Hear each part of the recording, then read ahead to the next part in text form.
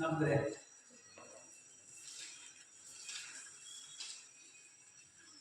हम इसको उस प्रकार से तो नहीं करेंगे कि हर घर में कैसा रिजल्ट देगा, क्योंकि अगर ऐसा करेंगे तो वो एक एक घंटे एक प्लेनेट पे जाएगा, तो फिर रात तक प्लेनेट ही नहीं खत्म होगा। तो हम इनके कारक तक को समझ रहे हैं, बस किस प्रकार का प्लेनेट है, उसके कारक क्या है। सूर्य क्या है? राजा। सूर्य क्या है? राजा। तो राजा की जितनी चीजें होती हैं वो आप सोच सकते हो सूर्य के बारे में, ठीक है। राजा प्लेनेट कैसा है? ये सात्विक, सात्विक प्लेनेट है, तामसिक नहीं। राजा का काम क्या होता है? जो अच्छा राजा होगा वो प्रजा का भला करता है, प्रजा का बुरा नहीं करता। प्रजा का बुरा वो तब करेगा जब वो तमस में आ जाएगा। जब तक वो सात्विक है तब तक वो दूसरों की भलाई करेगा, अपने अपनी जनता के लिए युद्ध करेगा, वो सब कुछ करेगा, अपना सर तक कटा देगा, वही तो असली राजा है। और जो जनता को कटवा देगा वो कोई राजा। सात्विक प्लेनेट है, अग्नि तत्व वाला प्लेनेट, फायर है उसके अंदर। क्या है? फायर। क्रूर प्लेनेट है, क्रूर ग्रह है। क्रूर का मतलब थोड़ी उसके अंदर अथॉरिटी है, थोड़ा सा स्ट्रिक्ट है, पापी नहीं है, सात्विक है, तामसिक नहीं है, लेकिन थोड़ा कठोर है। पिता की तरह डांट देता है, माता की तरह स्नेह नहीं करेगा।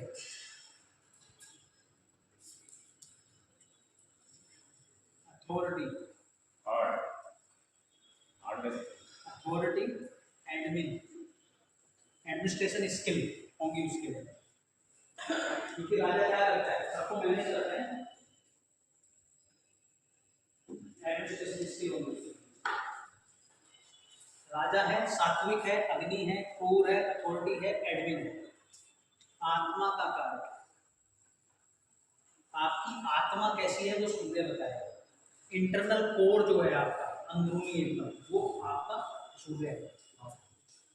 पिता सूर्य है, नाम या फेम सूर्य है, आत्मसम्मान और ईगो सूर्य है।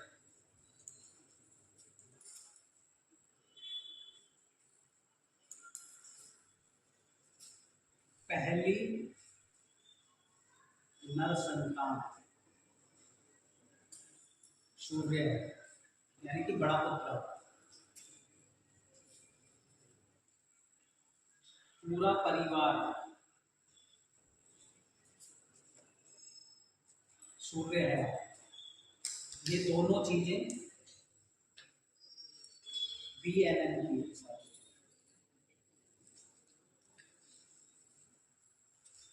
बस इसकी कंडीशन लगेगी, ठीक है। आयुर्वेद, आयुर्वेद जो आयुर्वेदिक डॉक्टर होते हैं ना, आयुर्वेद जो है वो सूर्य है। आपकी इम्यूनिटी, रोग प्रतिरोधक क्षमता, वो कौन है? सूर्य। हड्डियों का कारक, हड्डी कौन है? सूर्य है। विटामिन डी सूर्य है, ठीक है जी।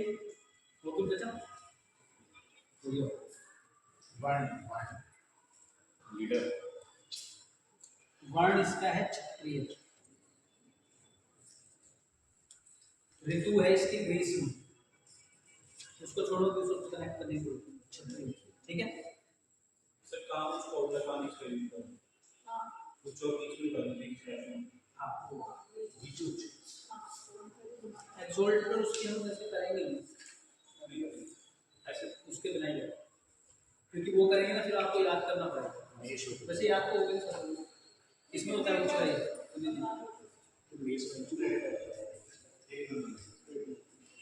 इसकी उच्च राशि नीच राशि मेष, यानी कि 1 नंबर। आपकी इसकी नीच राशि है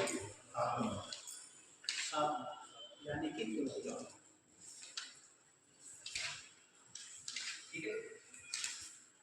7 नंबर राशि किसमें आती है पता है? 7th हाउस में। कालपुरुष कुंडली में जो बेस लगे हुए चार्ट बनता है उसमें 7 नंबर राशि कितना आती है? 7वें घर में। 7वां घर किसका है? अपोजिट सेक्स का। अगर राजा 7वें घर में जाके रहेगा तो क्या होगा? कुछ नहीं कर पाएगा, औरतों में लग जाएगा। वो ऐसा राजा होगा जिसको भोग विलास भोग विलास पसंद है। तो इसलिए यहाँ पे ये खराब हो जाता है। जिसका 7 हाउस में लोग होगा तो उनका बंदा अच्छा नहीं इसकी नीच राशि क्यों है? तुला में जाके सूर्य अच्छे रिजल्ट क्यों नहीं देगा? नीच राशि क्यों है? वो इसलिए है क्योंकि ये जो साइन है ये अपोजिट सेक्स का साइन है, शुक्र का साइन है। और राजा का काम वो नहीं है। राजा का काम क्या है? सूर्य का काम। सूर्य का काम किसी भी मेल फीमेल से ऊपर होकर सात्विक कर्म करते हुए अपनी जनता का कल्याण करना है, युद्ध करना है उसको। मेष राशि किसकी है? मंगल की, वो भी फायर की। सात्विक जैसा प्लेनेट अग्नि में जाके बैठेगा, एक्शन में बैठेगा जाके, तो उसकी आत्मा की सबसे अच्छी उसको खुशी वही मिलेगी, उस राजा और वही राजा सक्सेसफुल होगा। प्रोजेक्ट नहीं सोचेगा कि सर साथ में बैठेगा। हाँ, बहुत इसीलिए इसमें नीच राशि का होता है। ये वाला बड़ा कुछ राजा तो ऐसे हुए हैं ना जिनको मजा ही सारा यहीं पे आता था। कुछ राजा ऐसे हुए कि सब चीजों से ऊपर उठ के उन्होंने अपने पूरे देश का, अपनी प्रजा का संरक्षण किया। वो मेष में जाके न जाए, वो इसमें जाके न जाए, इसीलिए नीच का होता है। क्लियर? रिकॉर्डिंग चल रही है? हाँ चल रही है। सर ये सबसे एकदम दिमाग में घुस गई है। हाँ, ये आपने रीजन नीच का क्या मतलब? नीच का नेगेटिव वाले। अब इसका मतलब डायरेक्ट ये नहीं है कि भाई जिसके भी नीच का सूर्य देखो उसको कह दो कि ये तो वुमनाइजर हो गया, ऐसा नहीं करना है। ऐसे नहीं बोलना, मतलब पता चले सामने वाला ऑफेंड हो जाएगा और नहीं करना। एक तरीके से नेगेटिव वाले रिजल्ट उसमें है। हाँ, मतलब ये और थोड़ा सा और उसको कैसे गड़बड़ कर दिया ना। मेरा नीच का तो है।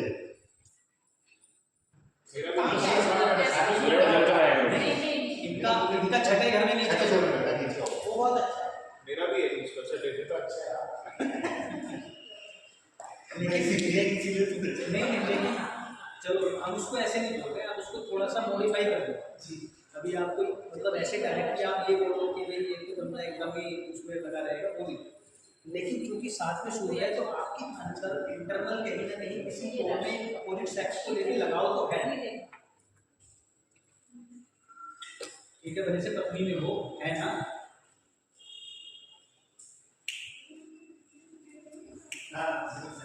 साथ में नहीं ना छठे घर में छठे घर में नीच के प्लान अच्छे होते हैं। देखो चीजों को ना सही गलत से ऊपर उठ के ना ऑब्जर्व करो, सही गलत को अपने माइंड से निकालो। आप उसको एज इट इज देखो, एज इट इज वो दिख रहा है। तो एक तो आपकी पहले से बाइसनेस नहीं होगी किसी व्यक्ति को लेके, किसी चीज को लेके। भाई मिल गया तो मिल गया ना, उसमें आप क्या कर लोगे? सही गलत छोड़ दो। आप देखो कि एक्चुअल में जिसकी कुंडली में भी देखो, अब हर कोई बताएगा भी नहीं। जैसे मान लो आप दोनों का तुला का है, तो आप खुद ऑब्जर्व करो ना अपने इंटरनल में कि किस प्रकार का मेरा बिहेवियर या इंटरनली मैं कैसा महसूस करता हूँ। अब जरूरी नहीं कि मैं इंटरनली महसूस करता हूँ तो सारे गलत काम मैं कर ही लूँगा, लेकिन कहीं ना कहीं मेरे अंदर फीलिंग है और मुझे वो अप्रोच करनी तो मुझे पता चल जाए और उसको रेक्टिफाई कर सकता हूँ।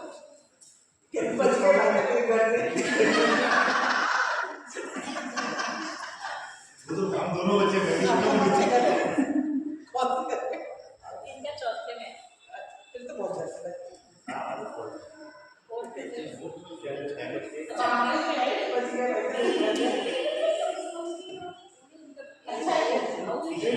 मैंने हाउस नहीं बोला, अभी आप हाउस को मत, मैंने राशि बोली है। अगर जो सूर्य है वो नीच का हो गया तो उसको अच्छे रिजल्ट लेने के सेवंथ राशि तुला राशि पराशर जी ने कुछ तो सोच के बोला होगा ना कि इस राशि में नीच का होता है प्लेनेट, तो उनके पीछे का ऑब्जेक्टिव क्या हो सकता है वो मैं आपको बोलूँगा। घर छोड़ दो, अभी घर किस घर में है, हम सिर्फ राशि की बात कर रहे हैं कि तुला राशि में है तो उसका रीजन ये हो, वो सिर्फ मैं कनेक्ट करता है।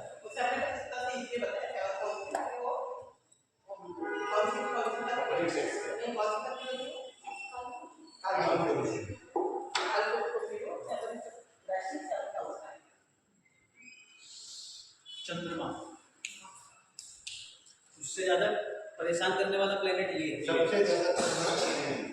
सबसे ज्यादा अगर कोई डिफिकल्ट प्लेनेट है तो वो यही है। क्यों? ये क्या है? मन, रानी। वो कौन था? राजा। ये है राजा। दोनों रॉयल प्लेनेट। अगर ये दोनों डैमेज हो गए तो पूरी मूवी डैमेज करने का काम कर गए। मन और आत्मा दोनों गए, बचा गया सही। तो ये रानी है, राजा रानी दोनों गए, तो क्या किसके हवाले? किसी दूसरे के हवाले।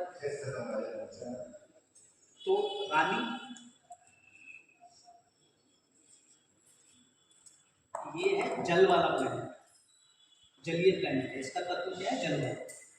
वो फायर था, अग्नि था, ये है जल। वो सात्विक था, सात्विक।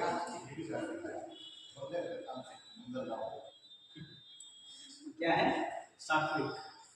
ओरिजिनल ये सात्विक है, हम तामसिक कर लेते हैं खा खा के इसको। सात्विक। और क्या है ये? भोजन। जो भी आप खाते हैं वो चंद्रमा है। भोजन का कारक चंद्रमा। इसीलिए क्या बोलते हैं? जैसा खाए हम वैसा हो। क्योंकि जो भी आप खाओगे वो आपके चंद्रमा ग्रहण कर रहा है, आपका मन ग्रहण कर रहा है। तो जैसा खाओगे वैसा हो। तमस खाओगे तामसिक हो जाओगे, रजस खाओगे राजसिक हो जाओगे, सात्विक खाओगे सात्विक ही रहोगे। कहीं ये अच्छा हो सकता है, कहीं ये बुरा हो सकता है। अच्छे बुरे की हम बात नहीं कर रहे, हम सिर्फ बात कर रहे हैं कि जैसा खाओगे वैसा हो। एक सेना के अधिकारी को या एक सैनिक को तामसिक खाना बहुत अच्छा होगा, क्योंकि उसको मारना है वहां पर, उसको प्रवचन नहीं देंगे। एक उस व्यक्ति को खाना जो व्यक्ति को उपदेश दे रहा है, सही गलत का निर्णय दे रहा है, वो तामसिक खाना खाएगा तो वो गड़बड़ कर देगा। एक ब्राह्मण के लिए तमस खाना नेगेटिव हो जाएगा, एक क्षत्रिय के लिए तामसिक खाना अच्छा हो जाएगा, जिसको युद्ध लड़ना है। बस उतना ही डिफरेंस। अब सभी एक लाइन से खाने लो तो बात बचेगा। क्या है? भोजन, माता, मन और माता। कौन है? चंद्रमा।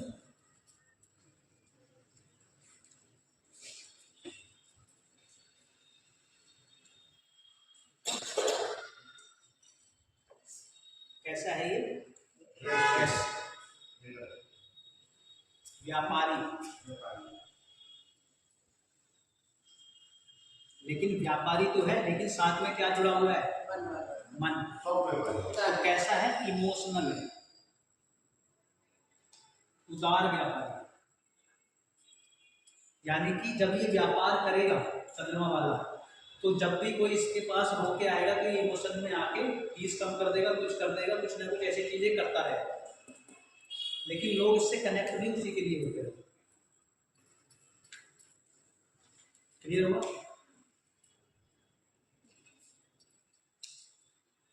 यात्राएं। कौन है? चंद्रमा। मूवमेंट, बदलाव, जो भी लिक्विड है, कौन है? चंद्रमा।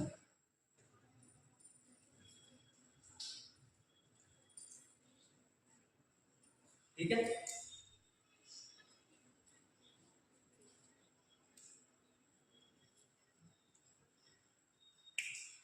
सबसे ज्यादा फास्ट मूविंग प्लेनेट,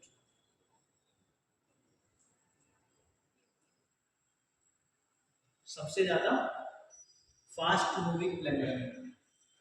पूरी 12 राशियों को, 27 नक्षत्र को 27 दिन में कंप्लीट करता है।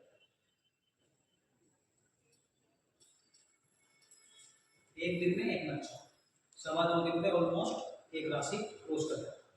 सबसे तेज चलने वाला प्लेनेट। और मन भी क्या है? सबसे तेज चलता है। यहाँ बैठ के घर की सोच सकता है, घर बैठ के यहाँ की सोच सकता है, कहीं की भी सोच सकता है। चंद्रमा। ये समझा तो जीवन समझ, ये बिगड़ा। ठीक है। सर बच्चों ने 2 नंबर 8 एक्सोल्टेड होता है यानी कि उच्च का होता है। ऋषभ ऋषभ यानी कि वृषभ, यानी कि टॉरस। और नीच का होता है 8 नंबर में वृश्चिक। तो VNL में क्या होता है?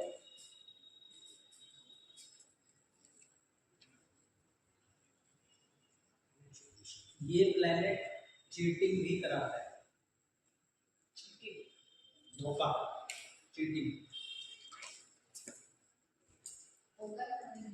बड़ी बेटी, जैसे इसमें बड़ा पुत्र कौन था? ये कौन है? बड़ी VNL में चीटिंग भी कौन कराएगा? चंद्र। मतलब आपकी कहने से बेटा होगा या बेटी होगी? नहीं, ये नहीं कह रहा। बड़ी बेटी कैसी होगी वो चंद्रमा बताएगा, बड़ा बेटा कैसा होगा वो सूर्य बताएगा। वो आपके माता ही चार्ज लेंगे या फादर का चार्ज लेंगे? वही सूर्य पिता की कुंडली में बड़ी संतान बेटे को बता रहा है। जैसे ही आप बेटे की कुंडली देखोगे तो वही सूर्य पिता के बारे में बताएगा, क्योंकि सूर्य पिता का भी कार्य है।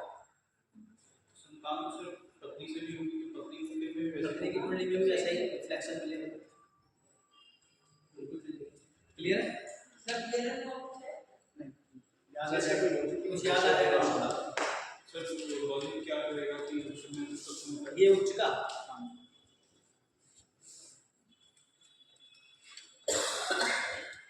दो, एक, दो, यहाँ पे आ रहा है। संस्कार आपको कहाँ से मिल रहे हैं? यहाँ से। संस्कार स्टोर कहाँ होंगे? आपके मन में। आपका मन कैसा होगा, आपका इमोशनल पैटर्न कैसा होगा, वो कैसे पता चलेगा? आपके मन से। निर्दयी हो गया आप, इमोशनल हो गया आप, दयावान हो गया आप, उदार हो गया, कौन बताएगा आपको? चंद्रमा। नंबर 1। नंबर 2, भोजन कौन सा है? दूसरा, चंद्रमा क्या है? भोजन। वृषभ राशि किसकी है? वीनस की, शुक्र की। और वीनस किसका कारक है? लग्जरी, कंफर्ट, धन। और मन को क्या पसंद है? सारी चीजें यही पसंद है। मन को थोड़ा अच्छा लगेगा कि मैं जाके ईट पत्थर ढोऊंगा, उसको क्या अच्छा लगेगा? रानी है ना वो, तो रानी को क्या चाहिए? ऐसो आराम, मौज मस्ती। फिर दूसरा क्या है कि जब आप नक्षत्र पे जाओगे तो जो रोहिणी नक्षत्र है, कोई वृषभ राशि में रोहिणी नक्षत्र, उसके पीछे फिर आपको चंद्रमा की उत्पत्ति, चंद्रमा की पूरी कहानी समझनी पड़ेगी, इसको जो हमने क्लास में डिस्कस की। रोहिणी नक्षत्र वृषभ राशि में पड़ता है। तो इसीलिए इनकी वृषभ राशि है तो रोहिणी नक्षत्र है, है जरूरी नहीं है। नहीं, जरूरी नहीं है, वो उसमें वेरिएशन रहता है। तो वृषभ राशि में एग्जॉल्टेड होता है, और यहीं पे भगवान श्री कृष्ण का जन्म हुआ। ये आप चल रहे हैं। हाँ, इसी में तो तभी तो जन्माष्टमी है ना।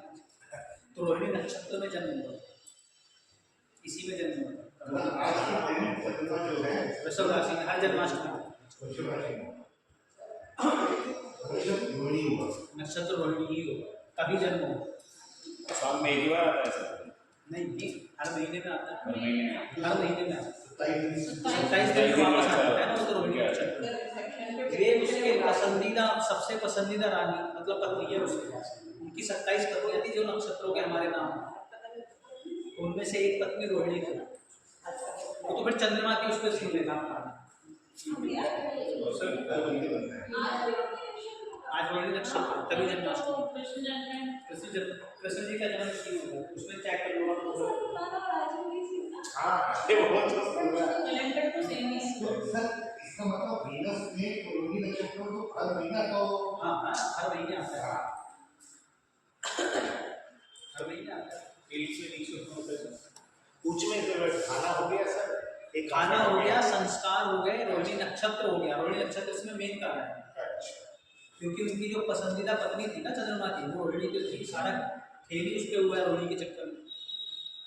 फिर पक्ष बली होना, काला होना, गोरा होना चंद्रमा का, वो सब क्या है? उसी का खेल है सारा, रोहिणी से हुआ। ये किस घर में आती है? 8वें घर में। तो ये 8वां घर किसका है? पीड़ा का। यहाँ जाके क्या मिलेगी? पीड़ा। और दूसरा एक कारण ये भी है कि जो 8वीं राशि है ना, वो मंगल की है। मंगल की राशि है। तो वैसे भी वो फायर नहीं है, तो जल तत्व की राशि, लेकिन क्योंकि मंगल की राशि है तो मंगल कोई ऐसा कोई कंफर्ट का कारक नहीं है। फिर दूसरा ये कि जब आप 4, 8, 12 को अलग अलग डिवाइड भी करते हो ना, 4, 8, 12, तो जो 8वीं राशि का जल है वो नाले का जल है, नाले का सर चौथे गंदा पानी है, चौथा चौथा स्वच्छ पानी नदी का है, ये गंगा है, ये समुद्र है। नदी नाला समुद्र में मिलेगा। हाँ ये भी मिलेगा वहीं जाके, ये भी मिलेगा, तो ये बहुत बड़ा है लेकिन खारा है। ये सबसे ज्यादा इमोशनली आप कर्क वालों को देखोगे तो प्योर होंगे अधिकतर अपने इमोशंस में, कर्क वाले वो हमेशा इमोशनली आपको दिखेंगे, इमोशनल ये भी होंगे लेकिन इनके इमोशंस में कहीं ना कहीं इम्प्योरिटी है। तो वृश्चिक वाले में क्या है कि वृश्चिक वाले में कुछ ना कुछ मन की पीड़ाएं लगी हुई हैं, बहुत सारी चीजें उसके मन में हैं, बहुत कुछ उसके मन में इकट्ठा हो गया, तो वो यहाँ पे क्या हो रहा है, पीड़ा मिल रही है उसके चंद्र में। मतलब अगर 8 नंबर किसी का लगन चाल है तो इसका मतलब वो बंदा टेंशन में हो गई गहरा हो रहा है। सर मतलब सस्पेक्टेड टाइप में इसके आठवां घर किसका है? गहराई है ना? गहराई है ना। बहुत कैलकुलेटिव है, आप अपनी बातों को बोल रहे। अच्छा मोदी जी का है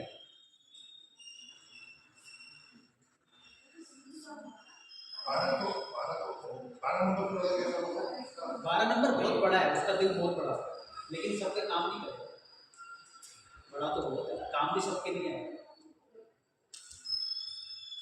मतलब जो चार हम 4 सबसे प्योर इमोशंस इसके हम 4 के अंदर पहली इमोशनल जो होते 4 नंबर वाले 4 नंबर वाले तो इससे बोलते हैं क्योंकि उसका मन बिल्कुल साफ है साफ। उसे अच्छा लगा तो अच्छा लगा बुरा लगा तो बुरा इमोशनल लगा। ये भी है, इमोशनल ये भी है, ये भी है, इमोशंस खूब है इनके अंदर, लेकिन इनके इमोशंस में कुछ दुख, पीड़ा, टेंशन, परेशानी आ गई, कुछ ना कुछ नेगेटिविटी इन्वॉल्व हो गई। अच्छा 4 वाला मतलब वो उससे रहेगा अगर आपके मन से मिलेगा 4 जब ये फर्स्ट हाउस में होगा अरे वो भी रहा है अभी वो बहुत भी सारी समय चीजें काम काम करने नहीं का है। है ये हो गया, चंद्रमा हो गया, चंद्रमा हो गया ना। देखो सूर्य और चंद्रमा के केस में ना 2 चीजें और काम। सूर्य के केस में उसका दिग्बल बहुत महत्वपूर्ण है,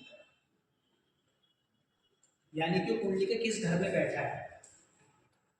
अगर आपका 4th हाउस का सन है तो रात को तो सूर्य होता ही नहीं ना, वो उच्च का हो या नीच का हो, खास प्रभाव उससे नहीं पड़ने वाला। वहीं पे आपका 10th हाउस में बैठा है सूर्य, तो 10th हाउस में तो प्रचंड होता है ना सूर्य, 12 बजे 2 बजे के सूर्य क्या होता है, अपने पूरे प्रभाव में होता है, तो दिग्बल बहुत जरूरी होता है सूर्य के केस में। सर किसी का नीच का सूर्य 10th हाउस में बैठा है हाँ तो अच्छा है। तो अच्छा है मून के केस में पक्ष बल बहुत जरूरी होता है। अगर आपका अंधेरे का जन्म है तो पक्ष बल नहीं है ना, उसमें कमजोर चंद्रमा है। अब पूर्णिमा के आसपास का जन्म है तो पक्ष बल ही चंद्रमा है आपका। तो अब इतनी जल्दी से इमोशनल हो गई नहीं ऐसा नहीं होता, इमोशनल तो होते हैं, ऐसा नहीं। सर सन की फर्स्ट प्लेसमेंट कौन से हाउस में होगी क्या फर्स्ट प्लेसमेंट इसकी सन की सन सब में बढ़ेगा। नहीं बेकार बेकार किसी ने नहीं, किसी प्लेनेट की बेकार नहीं। अभी तो मैंने बोला सही जगह उसको छोड़ दो, अच्छे बुरे को छोड़ दो, मैंने बोला था ऐसा आप अच्छे बुरे में रहोगे तो फिर फंस जाओगे। मैंने बोला 10th हाउस में सूर्य सबसे अच्छा है, फिर जो 4th हाउस में बोल रहेगा मेरे सूर्य को क्या करूँ। सर जहाँ पे आपने फर्स्ट लिखा है वो नॉर्थ हुआ ना सर, वैसे अगर हम दूसरे डायरेक्शन से चले तो जहाँ पे आपने फर्स्ट लिखा है वो नॉर्थ हुआ सर, और 10th हाउस के आगे ईस्ट हुआ सर। मैं लिख देता हूँ। नहीं सर, अभी मैं ये पूछना चाहता था जैसे सर जो सूर्य है वो 10th हाउस में दिग्बल ही होता है क्योंकि वो ईस्ट है। हाँ वो साउथ है, साउथ अच्छा वो ईस्ट है। अच्छा जो लगन की जब आप डेफिनेशन करते हो ना तो लगन की डेफिनेशन होती है जन्म के समय पूर्व क्षतिज पर जो राशि उदित हो रही होती है वो आपका लगन बनता है। ईस्ट वेस्ट साउथ नॉर्थ हाँ, तो मैं वो 4th हाउस को नॉर्थ ईस्ट कह रहा था मैं एक्चुअली सर। 4th हाउस हमारी बुद्धि है और वास्तव में वही बुद्धि है, मैं सिर्फ जोड़ रहा था। ये ईस्ट है, ये साउथ है, ऐसा होता है। ये वेस्ट है, ये नॉर्थ। ये नॉर्थ ईस्ट, ये साउथ वेस्ट, सेकंड हाउस हमारा नॉर्थ। ये साउथ ईस्ट है, ये आपका सीधी ये नॉर्थ, ये आपका नॉर्थ ईस्ट। तो वास्तु में सर नॉर्थ ईस्ट में बदली है लेकिन हाउस फिफ्थ हमारा बदली है। आपको नॉर्थ ईस्ट वो गवर्न हो जाता है ना, जिनके यहाँ पे आपको गुरु मिलेगा ना, तो उनके नॉर्थ ईस्ट में आपको मंदिर मिल जाएगा।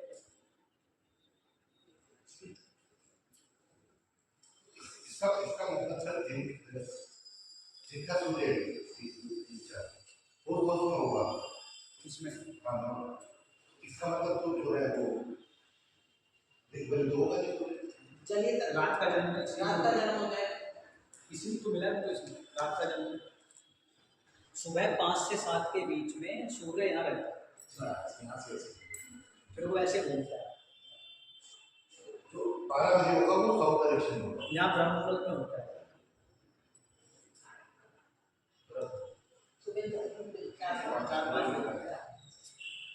यहाँ पे दोपहर तक आते आते पूरी, जब पूरी दोपहरी होती है ना, दोपहर होता है तब साउथ में होता है, तो अपने प्रचंड में होता है, अपने आमीर में होता है। इसका टाइम होगा, इसका तो मतलब बहुत ज़्यादा होगा करना। मेष राशि में सूर्य कब आएगा? मकर संक्रांति कब आती है? जनवरी 14 जनवरी को 10वीं राशि में होता है। मकर राशि कौन सी होती है? 10वीं राशि। एक महीना यहाँ रहेगा, 14 जनवरी से 14 फरवरी तक। 14 फरवरी से 14 मार्च किसमें आ जाएगा? 11 नंबर में। 12 नंबर में कब आएगा? 14 मार्च से 14 अप्रैल, 14 अप्रैल से और 14 मई किसमें होगा? मेष में। गर्मी सबसे ज़्यादा किसमें होती है? इसी में होती है, धूप जो होती है सबसे ज़बरदस्त।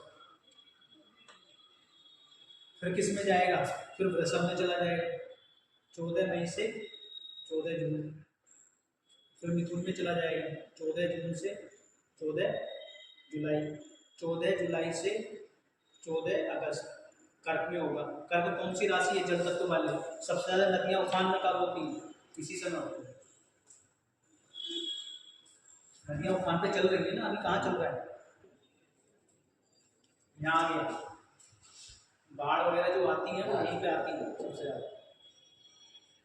भगवान श्री कृष्ण का जन्म कब हुआ? जब नदी उफान पे थी, पैर छोड़ी थी ना नदी, तो कहाँ पर थी? कर्क राशि में सूर्य थी। क्या बात है। ये एकदम पहले भी आपने बताया था, परंतु इतना इलेबोरेट तो हो हर बार चेंज हो जाएगा ना, कुछ ना कुछ रट्टा लगा हुआ थोड़ी जो याद आता है।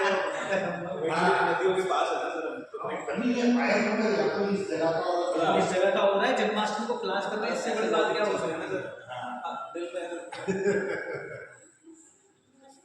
हो रही थी ना इस समय, तो बारिश का जितना फोरकास्ट होता है या कुछ होता है वो इसी से हो जाता है। इस समय उफान रहेगा ही नहीं। आप किसी को बोलना चाहते हैं ये बात को गलत है, ये ज्योतिष गलत है, अब दोस्तों लॉजिकल को गलत चाहिए हमसे लड़ना भाई। लेकिन सबको आप हम उसमें सुनने की क्षमता भी होनी चाहिए सर, इतना ना सुनेगा ही नहीं जो विश्वास। देखो, जिसके पास तर्क होंगे ना, जिसके पास ज्ञान होगा, वो कभी बदतमीजी पे नहीं उतरेगा, कभी गुस्से में नहीं आएगा। जिसके पास तर्क नहीं होगा, जिसके पास ज्ञान नहीं होगा, जिसके पास डिफेंड करने के लिए नॉलेज नहीं होगी, वो गाली गलौज हो जाएगा। हाँ ये तो है, चलिए मैं वो 2 मिनट में हो जाएगा गाली तो मैंने गलौज। प्रैक्टिकली देखा है।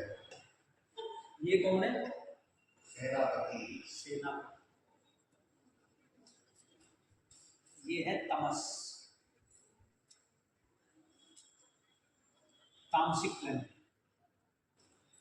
इसको मतलब है युद्ध करने से, इसको मतलब है जीतने से, इसको उसके अलावा कोई दूसरा मतलब नहीं।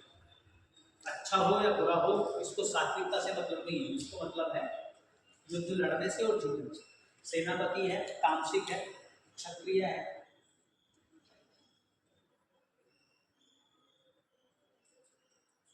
ये आपका बल है, ये आपका क्या है? बल, ताकत, जो आपको शरीर में ताकत मिली है, जो आपको अंदर कुछ कॉन्फिडेंस देगा, आत्मविश्वास देगा, वो मंगल है। जो एसएससी देता है, ये है तो आपको एसएससी देता है, साउथ मंगल क्या है? आपका बल। जैसे सूर्य क्या था? आत्मा। चंद्रमा क्या था? मन। मंगल क्या है? बल। ये टेक्निकल है। क्या है? टेक्निकल है। ये आपको घाव देता है या फिर कभी चोट लग जाती है, चोट, एक्सीडेंट, सर्जरी। कौन है? रियल एस्टेट क्या है? मंगल। प्रॉपर्टी हाँ, जो प्रॉपर्टी आपकी, जो रियल एस्टेट है, जो खेती है आपकी, जो जमीन है आपकी, वो कौन है? मंगल। नेतृत्व करने की क्षमता, नेतृत्व करने की, संगठित करने की क्षमता, लीडरशिप क्वालिटी। मतलब जिसका मंगल स्ट्रांग होगा वो बंदा अच्छा लीडर होगा। और प्रैक्टिकल होगा, प्रैक्टिकल होगा, तर्क संगत बात करेगा, प्रैक्टिकल होगा। ठीक है। अग्नि लिखा तुमने? अग्नि फायर करते हैं। इसको सिर्फ एक ही बात से मतलब है, जो इसको काम करना है उसको करना है, सही हो या गलत हो इसको उस चक्कर में नहीं करना। जैसा आदेश मिलेगा वैसा जैसा आदेश मिलेगा, सेनापति को राजा ने आदेश दिया, उड़ा दो, बात खत्म। तामसिक है, उसको कोई फर्क नहीं पड़ता कि सामने वाला मरे जिए क्या हो, पाप लगेगा पुण्य लगेगा, उन सब चीजों से दूर है। उसको सिर्फ एक बात समझ में आती है, कर्म करना। कर्म प्रधान प्लेनेट है ये, किसी नैतिकता में या नैतिकता के चक्कर में नहीं पड़ता। इसको मतलब है कर्म करना। फौजी क्या है? फौजी ये सोचे कि मैं गलत कर रहा हूँ, सही कर रहा हूँ, तो क्या होगा? दूसरों का कब्जा हो जाएगा। ये वो नहीं करेगा। ऑर्डर मिला है,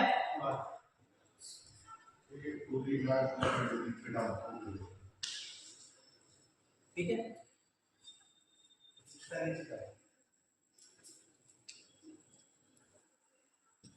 कुछ होता है वहां पर 10वें नंबर की राशि, नीच होता है 4 कर्क राशि। अब यहाँ पे इसका खुद का नेचर क्या है? सेनापति का, लड़ाई का, बहुत सारी चीजें लिखवा दो। लड़ाई,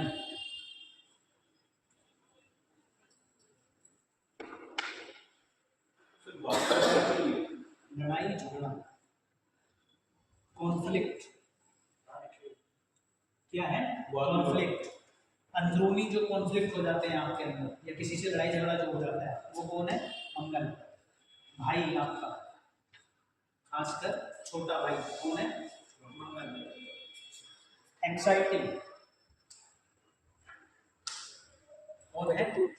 मंगल। ठीक है। लड़ाई झगड़ा हो गया, कॉन्फ्लिक्ट हो गया, भाई हो गया, और एंग्जाइटी आपको कौन देगा? मंगल। मकर राशि में उच्च का हो रहा है, किसकी राशि है? शनि की राशि है। कालपुरुष कुंडली में कौन से घर में पड़ती है? इस वाले घर में। घर किस चीज का है? कर्म का। तो मंगल खुश कहाँ पर है? कर्म करके। कर्म करेगा खुश होगा। सही गलत उसको नहीं पता है, उसको मतलब है कर्म करने से। कर्म करके मंगल खुश है। नीच किस में हो रहा है? कर्क राशि में। किसकी राशि है? चंद्रमा की। कहाँ की राशि है? चौथे घर की। इमोशनल राशि है सबसे ज्यादा। यहाँ क्या होगा? मंगल इमोशनल हो जाएगा। और जल तत्व राशि है कर्क राशि, जल में चला गया, अग्नि भी गई। अब क्या हो गया? इसके अंदर इमोशंस भी आ गए। अब मंगल का काम था ही नहीं, तो मंगल क्या है? कमजोर पड़ गया। आपने बल को क्या कर दिया? क्षीण कर दिया। आपने उसको उस चीज में उलझा दिया जो उसके नेचर के विपरीत। इमोशन में आ गया ना, वो इमोशनल हो गया, फायर उसकी गिर चुकी है आपकी। तो क्या हो गया? यहाँ पे जाके वो परेशान हो गया। उच्च में किसका होगा? बृहस्पति। बृहस्पति इसका उल्टा चलता है। बृहस्पति नीच का होता है इसमें। जुपिटर इसमें नीच का हो जाता है, इसमें उच्च का हो जाता है। क्योंकि बृहस्पति को क्या चाहिए? बृहस्पति को ज्ञान देना है, बृहस्पति को समझाना है, बृहस्पति को कंफर्ट, बृहस्पति को युद्ध नहीं करना है। और इसमें जाके वो नीच का हो जाता है। मंगल जहाँ पे जाके उच्च का हो रहा है, जहाँ पसंद कर रहा है चीजों को कर्म करना, वहाँ जुपिटर नीच का होगा। क्लियर हो गया मंगल? इसको भी दिग्बल कहाँ मिलता है? 10th house. कर्म है, लड़ाई वगैरह वास्ते बस कर्म कराया जाओ उससे, खाली बैठना पसंद नहीं है उसको। जिसके भी 10th हाउस में मंगल है कुल दीपक कहलाता है। कुल दीपक 10th हाउस के अंदर को कुल दीपक की संज्ञा दी जाती है। हाँ, लड़ाई करके कोई भी कर्म कर लोगे आगे यही आते हैं कर्म करने के लिए। आपने काम बोला, फिर उसको अगर शस्त्र उठाने तो उठा लेगा, अपना कर्म करके मानेगा। ठीक है। हथियार मंगल है, जो भी आपके घर में हथियार पाए जाते हैं ना, वो सब मंगल है। तलवार, चीटा, कछेर, जो भी है, गोला बारूद, बंदूक, जो भी सब मंगल है। ठीक है।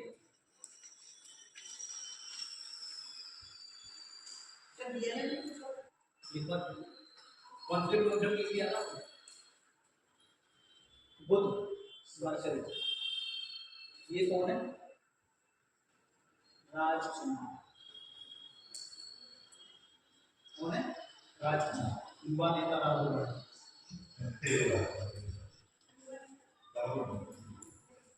तो राजकुमार है, राजकुमारी तो सत्ता के बीच में पैदा हुआ। कौन है? राजकुमार। अब राजकुमार क्या होता है? बच्चा होता है। बुध क्या है? बच्चा। बुध क्या है? आपकी बुद्धि, आपकी इंटेलेक्ट,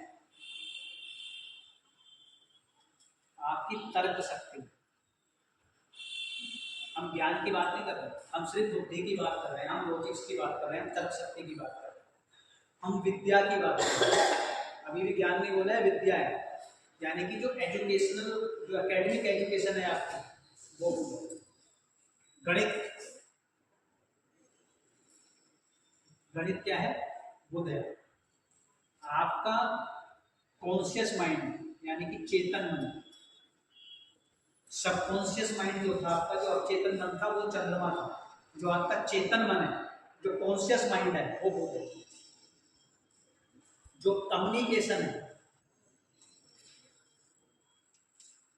कम्युनिकेशन कौन है? बुध है। नारायण नारायण कौन है? बुध। क्या करते थे? वो कम्युनिकेट करते थे चीजें। और ग्रीक एस्ट्रोलॉजी में भी इसको बोला जाता है मैसेंजर ऑफ गॉड।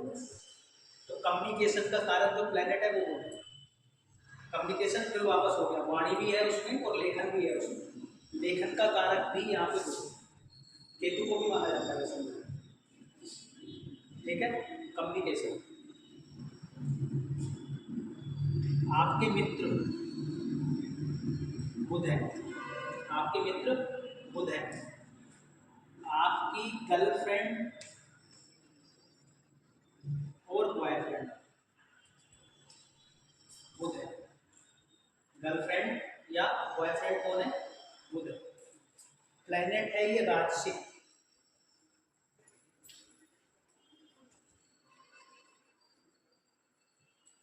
प्लैनेट कैसा है? राजसिक। एलिमेंट क्या है इसका? अर्थ। एलिमेंट से मतलब जो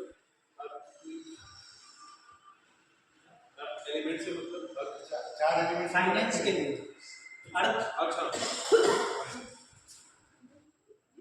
हिंदी वाला वही वही एक ही बात, अर्थ की बात करता है ना। और ये कौन है? व्यापार। कौन है?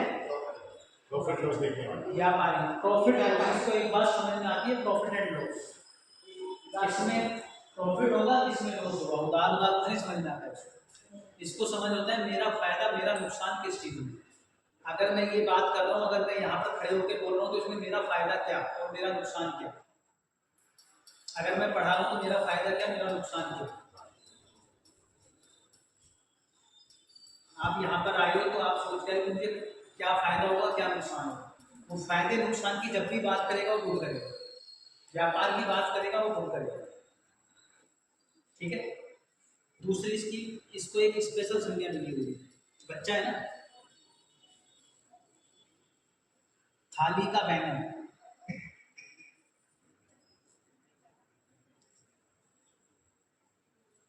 मतलब जिसके साथ होगा वैसा हो जाएगा।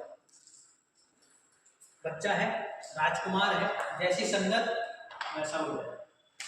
बिन पेंडिंग बिन पहने का अपना खुद का अस्तित्व नहीं है उसका, जिसकी संगत में जाता है वैसा बिहेव करने लगता है, जिसकी संगत में होगा वो वैसा होगा। इसीलिए ये प्लेनेट जो है शुभ और अशुभ दोनों कैटेगरी में रहता है। शुभ प्लेनेट के साथ आ गया शुभ की तरह बिहेव करता है, अशुभ प्लेनेट के प्रभाव में आ गया अशुभ हो जाता है। और जैसा आपका बुद्ध होगा वैसी आपकी वाणी होगी। हाँ, तो वो अपना कुछ नहीं है उसका, जैसी संगत वैसी रंग, सीधा सिंपल कॉन्सेप्ट है। ठीक है। और बच्चा है तो इमैच्योर भी है, इमैच्योर, मैच्योर प्लेनेट नहीं है। इसीलिए संगत बहुत महत्वपूर्ण है बुद्ध के केस में। संगत बहुत मैटर करती है हमेशा। क्या हो गया, व्यापारी हो गया, तर्क शक्ति हो गई, बुद्धि हो गई, इंटेलेक्ट हो गया, बच्चा हो गया, राजकुमार, विद्या पंडित, चेतन मन। चेतन मन का मतलब है जब अभी हम यहाँ फेस टू फेस बातें कर रहे हैं तो हम कॉन्शियस है, हम आपको सबकॉन्शियस नहीं है। जैसे ही हम अकेले हुए हम सबकॉन्शियस स्टेट में जाना स्टार्ट कर, मतलब चलना स्टार्ट हो। अगर बुध अच्छा है तो व्यक्ति जब कॉन्शियस होगा तो अच्छा रहेगा। अगर उसका चंद्रमा पीड़ित हुआ तो जैसे ही वो अकेले में होगा उसका मन पीड़ित होना स्टार्ट हो जाएगा, वो परेशान होना स्टार्ट हो। मतलब 10 लोगों के साथ है तो खुद एक्टिव है ना, इंजॉय कर रहा है, सब कुछ कर रहा है, उसको बढ़िया है। जैसे ही अकेला हुआ, खासकर जब चंद्रमा पीड़ित हुआ तो अकेले में जाते ही वो परेशान हो। क्लियर हो? तो कॉन्शियस माइंड है ये। इसलिए ये आपका जो है इसको क्या बोलते बैठ जाओ, मैं और कुछ कर चेयर पे बैठ जाऊंगी। मौज मस्ती, हाँ, बोल दो। मौज मस्ती या ऐसी बातें करना जिसका डबल मीनिंग बातें, डबल मीनिंग बातें भी करते हैं क्योंकि खुद का अस्तित्व नहीं है ना इसका। तो कुछ जैसे कपिल शर्मा क्या करता है, डबल मीनिंग बातें करता है वो मैक्सिमम अपने शो में। ये इसकी खासियत है। अभिनय के लिए बहुत महत्वपूर्ण प्लेनेट है। बिना बुध के अच्छा हुए आप अच्छा अभिनय नहीं कर सकते, क्योंकि एक्सप्रेशन आपको यही देगा, कम्युनिकेशन आपको यही देगा। किस प्रकार का आप एक्सप्रेशन करते हैं वो यही होता है। ठीक है। एक्सोल्टेड किसमें होता है, उच्च का किसमें होता है? कन्या में। राशि किसकी है? खुद की, अपनी ही राशि होता है और कन्या। मीन में नीच का होता है। मीन में क्या हो जाता है? लेकिन नीच का प्लेनेट बुध अकेला ऐसा प्लेनेट है जो आपको और ज्यादा इंटेलिजेंट बना सकता है एक्सोल्टेड होने से, और ज्यादा इंटेलिजेंट बना सकता है। सो रीजन गुरु की घर में हो, गुरु के केस में अगर बहुत नीचा है, गुरु के घर में गया तब भी वो आप जिसका नीच का होगा ना, ये बुध, उससे ज्यादा जुगाड़ू बुद्धि ना किसी के पास नहीं, कभी चेक करो। उसके पास इतने थॉट्स होते हैं, इतने आइडियाज होते हैं हर चीज को लेके, लेकिन इम्प्लीमेंट नहीं करता। ये प्रॉब्लम होती है। चल दोबारा बोलने की कैसे? मीन राशि में जिसका भी बुध होगा उसके पास जुगाड़ू बुद्धि, समझ दो सारे जुगाड़ उसको आते हैं। उसके पास नंबर ऑफ आइडियाज कभी भी कम नहीं होंगे। आप उससे 100 बिजनेस का आइडिया देखो, आपको दे दो, वो 100 दे देगा लेकिन वो खुद कुछ नहीं करेगा। ये यहाँ पे प्रॉब्लम होता है। नहीं, अब अगर ऐसे किसी बिजनेस में आ गया कि जहाँ पे सिर्फ आपको आइडिया ही बेचना है तो बढ़िया है। उसके खराब सही का कोई डेफिनेशन नहीं है, तो डिपेंड करता है कि पर्सपेक्टिव क्या है। गुरु के घर में जाके नीच का क्यों हो जाता है? गुरु के घर पे जाके नीच का क्यों हो जाता है? बोझ लगता होगा उसको सीखना। ये तो मौज मस्ती वाला प्लेनेट है ना, बच्चा है ना, इसको क्या करना है। हम सब पढ़ाई लिखाई गुरु के पास जाके कौन सा बच्चा खुश होता है? तो सर वीनस के पास आगे कुछ बोला नहीं है। 6 नंबर की राशि है, उसकी राशि वीनस की। अपने ही घर में उच्च का है, अकेला प्लेनेट है ये, जो अपने ही घर में उच्च का होता है। और ये कन्या राशि जो है ना, कन्या राशि वैसे भी सबसे ज्यादा कैलकुलेटिव राशि होती है। उसका जो खुद का नेचर है ना कन्या राशि का, किसी भी कन्या लगने वाले को देखो कि जीवन में 10 बार वो इस बात की जरूर चर्चा करेगा, आज क्या फायदा हुआ, क्या नुकसान हुआ, क्या फायदा हुआ, क्या नुकसान हुआ। पैसे की बात करो, पैसे की बात करो, कितना खर्चा होगा, जैसे मान लो इस ट्रिप पे आए और कन्या लगन वाला होता, वो 1000 बार इस चीज़ को जरूर सोचता कितना पैसा लगेगा, कितना वहाँ देना पड़ेगा, ऑटो में कितना लगेगा, बस में कितना लगेगा, पेट्रोल कितना लग जाएगा, होटल में कितना लग जाएगा, सही लगेगा गलत, तो पूरी कैलकुलेशन लगाने लगे। कुछ के बुक वाले भी आते हैं। हाँ, उसका बुद्ध कन्या राशि, इसीलिए तो बुद्ध को पसंद है ना। वो बुद्ध क्या है, प्रॉफिट लॉस व्यापारी है वो, उसको मजा किसमें आ रहा है, और किस में चला गया, कन्या राशि में चला गया, अपनी राशि और उसका। क्लियर सर किसी भी व्यापार के लिए, किसी भी कर्म के लिए, कुछ भी करने के लिए खुद का सही होना सबसे ज़्यादा जरूरी है, क्योंकि बुद्धि के बिना भी आप कोई काम नहीं कर पाएंगे, बिना तर्क के भी नहीं कर पाएंगे। कॉन्शियस शक्ति भी आपको यही दे रहा है, गणित भी यही दे रहा है, विद्या भी यही दे रहा है, सब कुछ कम्युनिकेशन भी यही दे रहा है। आप नौकरी करते हैं, अगर आपको टॉप पे जाना है तो कम्युनिकेशन के बिना कैसे जाते हैं? किसी भी डिपार्टमेंट का हेड को बन ही नहीं सकते थे अगर कम्युनिकेट नहीं कर सकते।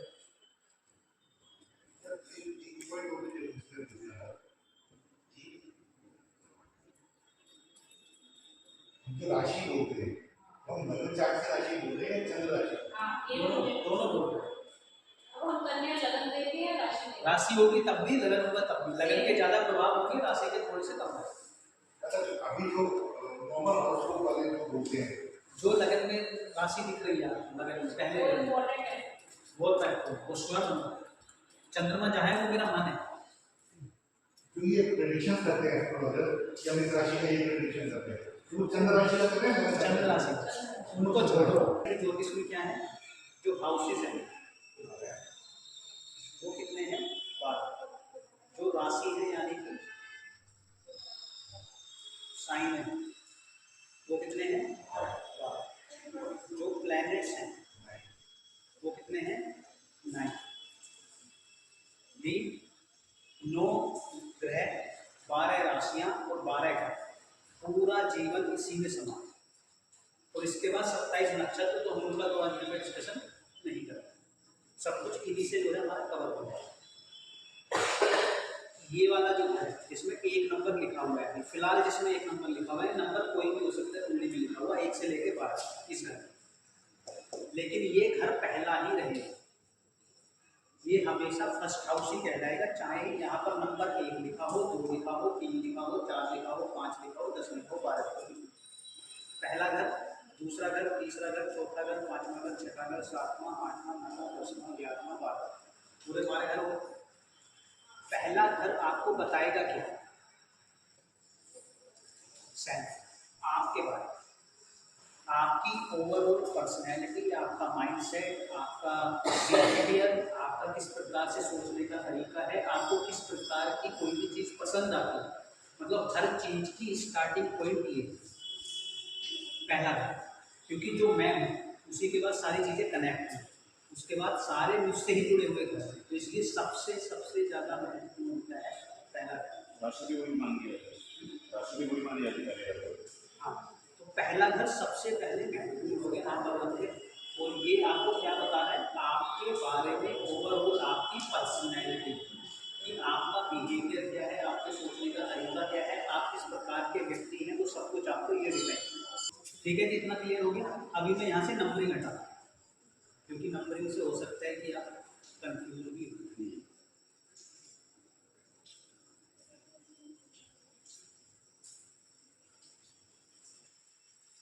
ये है फर्स्ट हाउस, नंबरिंग बोल दो उसको। फिर इसके बाद आया दूसरा घर, ये मेरे बारे में बता रहा है। अब ये मेरे धन के बारे में बताएगा, मेरा धन, दूसरा घर, मेरा धन कितना, मेरा परिवार, मेरा परिवार यानी कि कुटुंब, जब ज्वाइंट फैमिली की हम बात करते हैं, मेरा कुटुंब, मेरी वाणी, मेरी वाणी किस प्रकार की है, मैं किस प्रकार से बोलता हूँ, वो ये होता है। मेरे संस्कार, मुझे किस प्रकार की अपब्रिंगिंग मिली बचपन में, वो ये होता है। धन हो गया, परिवार हो गया, वाणी हो गई, संस्कार हो गया। मेरा खान पान, किस प्रकार का भोजन मैं खाता हूँ, दोनों ही इसको डिफाइन करते हैं। पहला घर चूंकि ओवरऑल मेरी पर्सनैलिटी है, तो अब मुझे ओवरऑल क्या चीज़ें पसंद है, वो खाने पीने में भी हो सकती है, उसके अलावा कुछ चीज़ें जुड़ी हुई भी हो सकती है। जैसे हम यहाँ पे बात करते हैं कि अगर यहाँ पे कोई तामसिक प्लेनेट रहता है, ठीक है, मान लो मंगल रहता है, तो मंगल का नेचर क्या है, स्पाइसी वाला नेचर, तो उसको स्पाइसी खाना पसंद होगा यहाँ बैठने के बावजूद, वो यहाँ बैठा होगा तब भी खा सकता है। क्लियर? तो क्या मिला आपको? धन मिला, आपको परिवार मिला, वाणी मिली, संस्कार मिले और खाना मिला, यहाँ से मिल गया आपको सब कुछ। जितने भी प्रकार का एक्यूमुलेशन है आपके जीवन में, चाहे वो धन का हो, चाहे वो संस्कार का हो, वो सब यहीं से है। हर प्रकार का एक्यूमुलेशन, जो भी चीज़ आप इकट्ठी करते हैं, कुछ लोग अपने मन में ईर्ष्या इकट्ठी कर लेते हैं दूसरों से, अपनी शत्रुता को कभी नहीं भूलेंगे। अगर मान लो मैंने यार शिल्पी जी को कुछ बोल दिया, शिल्पी जी जीवन भर उसको याद रखें कि उन्होंने ऐसा बोला, उसका पॉजिटिव इम्पैक्ट भी हो सकता है, उसका नेगेटिव इम्पैक्ट भी हो सकता है। अगर आपका इस घर का संबंध इस घर से बनेगा, तो वो व्यक्ति अपने दुश्मनों को कभी नहीं देता, हमेशा उसको याद रखें। अभी इस घर पे आएंगे, लेकिन ये कहने का मतलब ये है कि जो दूसरा घर है आपका, जो सेकंड हाउस है, वो आपकी एक्यूमुलेशन है। एक्यूमुलेशन चाहे वो धन की हो, चाहे वो संस्कार की हो, ठीक है। अब आ जाओ थर्ड हाउस। ये थर्ड हाउस बताता है पराक्रम। थर्ड हाउस बताता है पराक्रम, यानी कि आपके अंदर करेज कितना है, आपके अंदर साहस कितना है, आपके अंदर विल पावर कितनी है, किसी चीज से फाइट करने की स्पिरिट कितनी है आपकी। यानी कि ये आपको हर जगह अपना पराक्रम दिखाने का मौका देगा, ये आपके पराक्रम को यही बताएगा थर्ड हाउस। और किसको बताएगा पराक्रम? पराक्रम किससे आता है? आप पहले कहावत होगी ना कि अगर भाई साथ में खड़ा हो तो डरने की जरूरत नहीं पड़ती, तो भाई से क्या मिलता है आपको? पराक्रम। और थर्ड हाउस आपके छोटे भाई बहन का है, यंगर सिबलिंग, यानी कि जो आपसे छोटे भाई बहन हैं उनके बारे में आपको बताएगा थर्ड हाउस। तीसरा आपकी सोल ट्रैवलिंग, जो छोटी यात्राएं हैं, हम दिल्ली से ऋषिकेश आए तो वो छोटी यात्रा थर्ड हाउस में, तो हर किसी का थर्ड हाउस इस समय पर एक्टिव है किसी ना किसी प्रकार से। हर कुंडली में थर्ड हाउस एक्टिव होगा ही होगा। क्यों? क्योंकि हम आए क्यों, शॉर्ट डिस्टेंस ट्रैवल किया, बिना इसके एक्टिव हुए हम ट्रैवल नहीं कर सकते। जिससे भी हो वो एक्टिव जरूर हो, उसके बिना यात्रा हो ही नहीं सकती। शॉर्ट डिस्टेंस ट्रैवल नहीं हो सकता, और ये लॉन्ग डिस्टेंस ट्रैवल नहीं है, तो शॉर्ट डिस्टेंस ट्रैवल। और क्या बताएगा? ये आपके हाथों को बताता है। जैसे ये आपकी वाणी बता रहा था, तो आपकी ये जीभ वाला पार्ट था, मुख वाला पार्ट था, ये आपके हैंड्स बताता है। पराक्रम किससे मिलता है? भुजाओं से मिलता है ना, आपको ताकत जो मिलती है, ये भुजाएं से देती है आपको पराक्रम। तो यानी कि आपके हाथों का भी कौन है? Third house. तो हाथों से क्या होता है? पराक्रम भी आता है, हाथों से राइटिंग भी आती है। जो आप लिखते हो, तो राइटिंग किससे मिलेगी आपको? थर्ड हाउस से। राइटिंग किससे मिलेगी आपको? थर्ड हाउस से। ब्रेन का भी यूज होता है, राइटिंग में ब्रेन का यूज ज़्यादा होता है। लिखना अलग है, क्या लिखना है वो अलग है। जैसे हमने कहा था किताबें पढ़ाना अलग है, किताबें पढ़ना अलग है। वास्तव में कल हमने डिस्कस किया ना, वेस्ट में तो किताबें पढ़ रहे, पढ़ोगे नहीं पढ़ोगे वो नहीं पढ़ो। लिखते क्या हो अभी हम वो डिस्कस नहीं कर रहे, हम डिस्कस कर रहे हैं कि लिखता कैसे हुआ, किस प्रकार की राइटिंग स्किल्स है, ठीक है। तो राइटिंग स्किल्स आपको कौन देगा? Third house. कम्युनिकेशन, जो आप कम्युनिकेट करते हैं आप किसी दूसरे व्यक्ति से, वो कम्युनिकेशन आपका किस प्रकार का है? किसी का मीठा होगा, किसी का एकदम कनेक्ट होने वाला होगा, किसी का तीखा होगा, कोई बहुत अच्छे से अपने आप को एक्सप्रेस कर सकता होगा, कोई अपने आप को एक्सप्रेस कर ही नहीं पाता होगा। कुछ लोग होते हैं जो अपने आप को एक्सप्रेस नहीं करते, वो बताने कुछ चलते हैं, बता कुछ देते हैं, मिसकम्युनिकेशन हो जाता है ना, वो कम्युनिकेशन ये थर्ड हाउस। तो आपकी राइटिंग स्किल्स और आपकी एक्सप्रेशन की स्किल जो है, तो अभिनय के लिए भी यही घर है। अगर मैं आपको ये इशारा करके कुछ बोल रहा हूँ, तो मैं क्या कर रहा हूँ? मैं अपने आप को एक्सप्रेस कर रहा हूँ आपके सामने। ये हाथ चल रहा है ना मेरा साथ में, तो मैं क्या कर रहा हूँ कि ये एक्सप्रेस हो रहा है मेरे हाथों से। तो जो भी अभिनय होता है, अभिनय बोल के ही नहीं होता ना। कमल हसन की एक मूवी है जिसमें वो बोलता ही नहीं है, बोली पूरी मूवी सदमा हैं? सदमा नहीं सदमा, उसमें तो एक वर्ड भी नहीं बोलता पूरी मूवी में, साइलेंट मूवी है, सिर्फ हल्का सा म्यूजिक चलता रहता है और पूरी मूवी आपको लगेगी कि बड़ी अच्छी मूवी है, आपको पता ही नहीं चलेगा कि इसमें कोई बोलने की जरूरत भी है। वो एक्सप्रेशन की कला आपको थर्ड आउट, बोलने की बात तो ये दे रहा है ना आपको, वाणी किस प्रकार है, लेकिन आप एक्सप्रेस कैसे कर रहे हो ये बताइए। दमशिराज कहते हैं वो वाला मामला। हाँ, जो दमशराज में हम करते हैं, एक्सप्रेस करते हैं ना, तो एक्सप्रेस करने की सारी कला इसमें, वो वाणी से भी हो सकता है, ऐसा नहीं कि वाणी से बोल नहीं होगी, लेकिन वाणी में क्या है कि जिस प्रकार की शब्दावली आप यूज करते हो ये बात है। ठीक है, क्लियर हो गया। इसके अलावा जितना भी कमीशन है, कमीशन का काम, जिसमें आपको ब्रोकरेज मिलती है, जिसमें आपको कमीशन मिलता है, जैसे रियल एस्टेट वालों को कमीशन मिल गया, सेल्स एंड मार्केटिंग में इंसेंटिव मिलता है, तो वो भी क्या है, कमीशन है कि आप इतना सेल कर दोगे तो इतना आपको एड ऑन मिल जाएगा। कमीशन, हर प्रकार का कमीशन थर्ड हाउस है। ठीक है, जितनी भी सेल्स और मार्केटिंग है थर्ड हाउस है, जितना भी आपका फ्रेंचाइजी या एजेंसी का काम है वो थर्ड हाउस है। तो थर्ड हाउस आपके जीवन में एक महत्वपूर्ण रोल निभाता है, चाहे वो पराक्रम की बात हो, चाहे वो एक्सप्रेशन की बात हो, चाहे वो अभिनय की बात हो, चाहे वो सेल्स मार्केटिंग की बात हो, चाहे वो ट्रैवलिंग की बात हो, चाहे एजेंसी फ्रेंचाइजी का, आपने डोमिनोज की एजेंसी ले ली, फ्रेंचाइजी ले ली, क्या है थर्ड हाउस। ठीक है, फोर्थ हाउस, फोर्थ हाउस है आपका घर,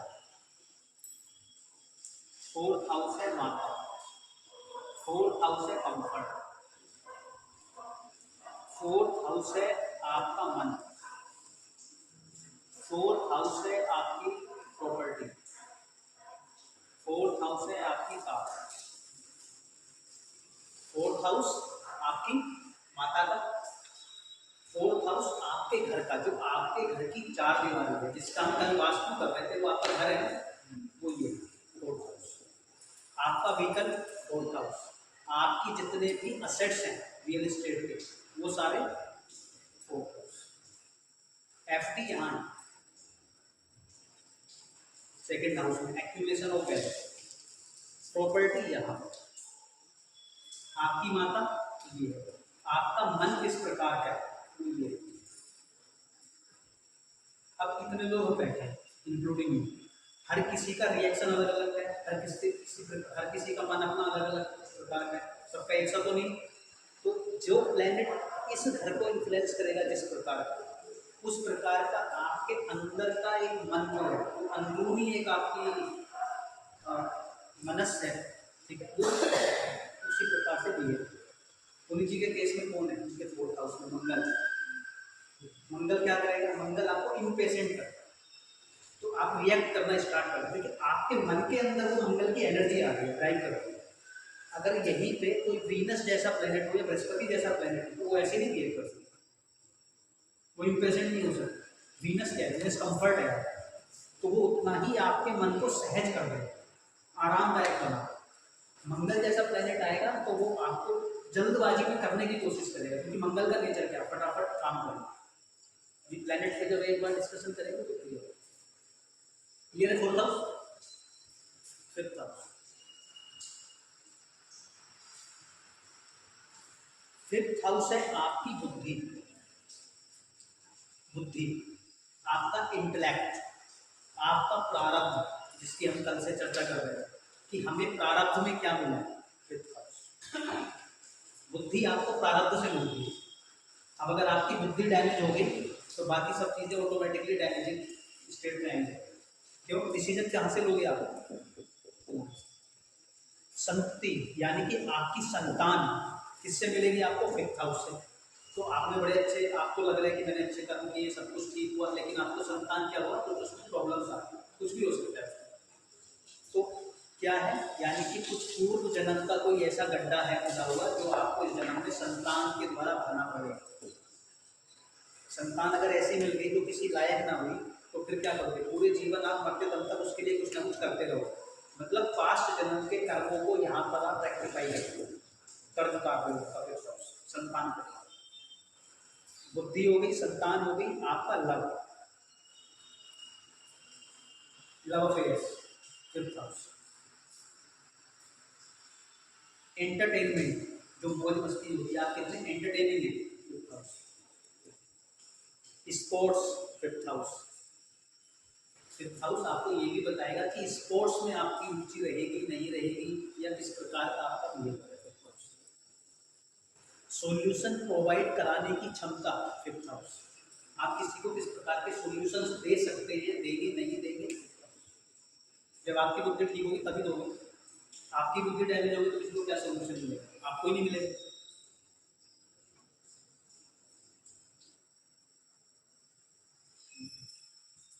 ठीक है। सिक्स्थ हाउस, छठा छठा घर है आपका ऋण, रोग, शत्रु। यानी कि लोन, जितने भी आपके जीवन में आपके ऊपर लोन होंगे छठे घर से, जो आपकी एनिमिटी है, जो आपके एनिमीज होंगे वो छठे घर से आएंगे आपको सारे आएंगे। जो आपके बीमारियां हैं वो छठा घर, तो बीमारी छठे घर से आएगी, लोन छठे घर से आएगा, शत्रुता छठे घर से। और क्या देगा ये, सेवा,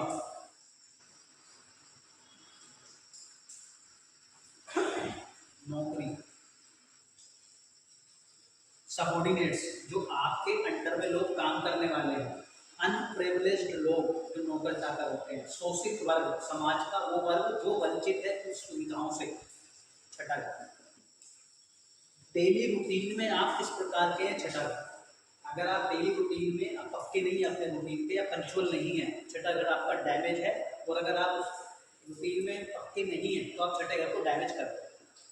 जैसे आज अगर 8:30 का टाइम था, तो जितने लेट हुए तो मतलब 6 हाउस को हमने नेगेटिव।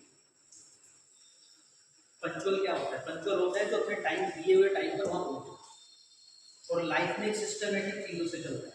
जैसे अगर सुबह 6 बजे ये करना है, 7 बजे ये करना है, 8 बजे ये करना है, 10 बजे ये करना है, 12 बजे। कुछ लोगों को क्या होगा, टाइम दे दिया 9 बजे का, 12 बजे तक आप फोन कर रहे हो, तब पता है। और कुछ लोगों का बिहेवियर पैटर्न बन जाएगा कि हमेशा हमेशा हमेशा ही लेट हो, आप चाहे जो करो। तो मतलब 6 हाउस डैमेज है। तो आप उसको रिवर्स में भी चेक कर लेना, ऋण रोग शत्रु जरूर उनको परेशान है, चाहे जो हो। 6 हाउस खराब कर रहे हो मतलब बीमारी या शत्रु या आपका लोन पूरा वही, क्योंकि नेगेटिव आप उसके ट्रेड्स एक्टिवेट कर रहे हो। ठीक है सर, आपने एक बात कही थी, सेकंड हाउस पढ़ा है, सिक्स्थ हाउस का संबंध अगर सेकंड हाउस से होता है तो संचित रखते हैं वो अपने उनको, क्यों? ये किसका है, ऋण रोग शत्रु, शत्रुता है। अब शत्रुता का संबंध आपका इससे बन गया तो संचित हो गया, तो शत्रुता आपकी संचित हो गई। आपकी शत्रु ज्यादा हो जाएगी, आप किसी ने आपके साथ बुरा कर दिया तो आपने तो मान लिया ना कि ये मेरा शत्रु है, इसने मेरा बुरा किया। आपने वो कहानी सुनी है जिसमें जब माता सती हुई थी, तो उससे पहले जो जब माता सती को वो रोकते हैं कहाँ जाने से, उनके यहाँ अपने पिता के यहाँ जाने से, क्या नाम उनका, दक्ष के यहाँ जाने से, जब तो वो क्या कहते हैं कि मैंने उनका बुरा किया नहीं था, वो बुरा मान लिया। तो राजा दक्ष जब एक बार बुलाते हैं ना सारे देवी देवताओं को, जो शंकर जी हैं वो मंत्र जापने लगे रहते हैं, तो उनको ध्यान नहीं होता कि दक्ष आ गया, वो खड़े नहीं। तो उन्होंने माना कि इन्होंने मेरी अवहेलना कर दी, उन्होंने माना कि ये तो भाई मैं तो प्रजापति हूँ और इन्होंने मेरी अवहेलना कर दी, मेरी उसमें मुझे तो इन्होंने मुझे सलाम भी नहीं किया, बाकी सबने तो किया, सब खड़े हो गए मेरे रेस्पेक्ट में। जबकि उनका उनके ऊपर ध्यान नहीं था, वो अपनी किसी ध्यान में मग्न थे, तो उनको लगा कि ये तो मेरा दुश्मन है, तो उन्होंने शत्रुता अपनी खुद से बना ली। तो आप किसी से बना सकते हो शत्रुता, तो वो जो शत्रुता बनी है आपकी वो 6th हाउस में बनी, और 6th हाउस मान लो छठे घर का स्वामी यहाँ जाके बैठ गया, तो क्या हो रहा है, इसका कब्जा किस पे चला गया, आपके संस्कार में चला गया। अब वो चीजें संचित होती चली जाएंगी सेकेंड हाउस। क्लियर? 10-20 स्टूडेंट अपने 150 स्टूडेंट अपने यहाँ के तब अपन करते हैं ये आ जाए कौन सा आ गया, 7th हाउस। ये मैं था सेल्फ, इसके अपोजिट में आ गया मेरे सामने वाला, ये मैं हूँ, तो ये कौन है? मेरी पत्नी। ये हस्बैंड है तो ये वाइफ है तो ये हस्बैंड है, यानी कि ये आपका स्पाउस है। स्पाउस हो गया। ये मेल है तो ये फीमेल है, ये फीमेल है तो ये मेल है, यानी कि ये अपोजिट सेक्स का भी है। ये हर उस व्यक्ति का है जो आपके सामने बैठ के बात करता है। जैसे अभी अगर मैं पढ़ा रहा हूँ तो मैं यहाँ पर, आप यहाँ, अच्छा आप यहाँ पर हो तो मैं आपके लिए यहाँ पर। ये खासकर उसमें होता है जब 1-to-1 कन्वर्सेशन ऐसे कर रहे हो, लेकिन जब स्टेज फॉर्म हो जाता है तो ये स्टेज का होता है। तो जैसे अभी मैं स्टेज पे हूँ तो मेरा 7th हाउस एक्टिवेट है। आपको क्या मतलब कि हम क्या बताऊंगा और आप जब ये मैं आपसे कन्वर्सेशन कर रहा हूँ तो मेरे की आप 7th हाउस, हो गया? लेकिन अब यहाँ पे ग्रुप हो गया तो स्टेज आ गई, मैं स्टेज पे कर रहा हूँ ना कुछ काम, तो मेरा भी 7th हाउस एक्टिवेटेड हो गया क्योंकि ये स्टेज का भी है। ठीक है, स्पाउस हो गया आपका। ये है आपका बिजनेस। ये क्या था आपका जॉब, सेवा। नौकरी में क्या करते हैं आप? सेवा ही करते हैं, मालिक ने जैसा कहा वैसा कर दिया। ये है बिजनेस। जो बिजनेस करेंगे आप हिसाब से करेंगे। तो बिजनेस के केस में ये वाला आपका घर ठीक होना थोड़ा क्लियर। 8th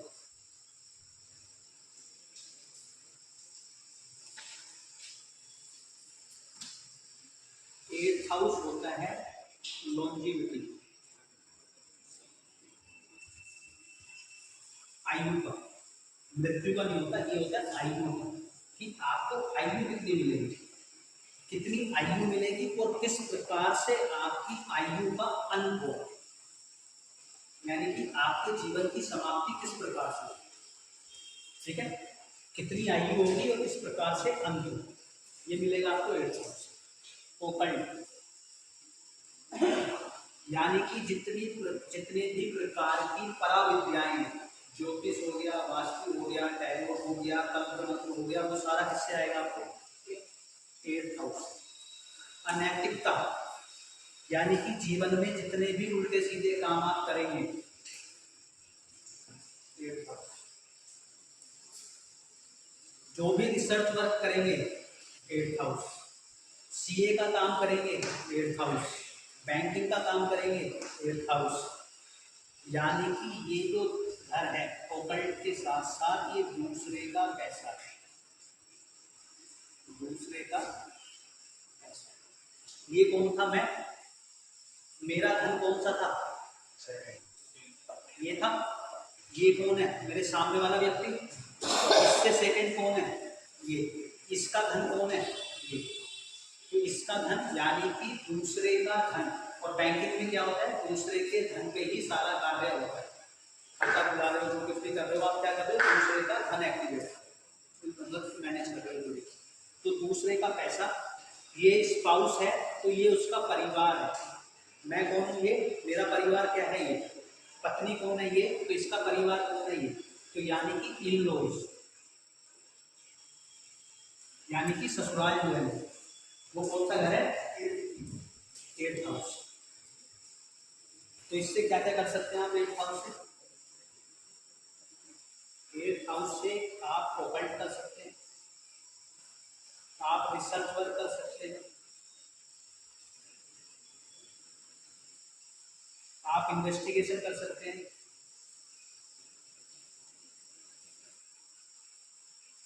आप सीए कर सकते हैं, आप बैंकिंग कर सकते हैं। इन्वेस्टिगेशन एजेंसीज जैसे ईडी वगैरह होती है, ईडी हो गया या इनकम टैक्स हो गया, सीबीआई हो गया,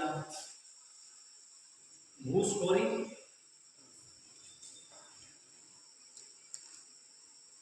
ये आपका इनहेरिटेंस है जो आपको बिना कमाए में, जिसके लिए आपने कोई मेहनत की नहीं लेकिन आपको मिल गई। मेरी कंसल्टेशन फीस मान लो 1000 रुपये, लेकिन सामने वाले ने किसी कारण खुश होकर मुझे 10,000 रुपये दे दिए, तो 9,000 क्या है? अनअर्न्ड इनकम है। अब आप कहते हो कि मेरी कमाई है, मैंने किया कुछ किया, वो नहीं, वो unearned. 8,000 pension, 8,000 insurance, 8,000 surgery, 8,000 accident, 8,000।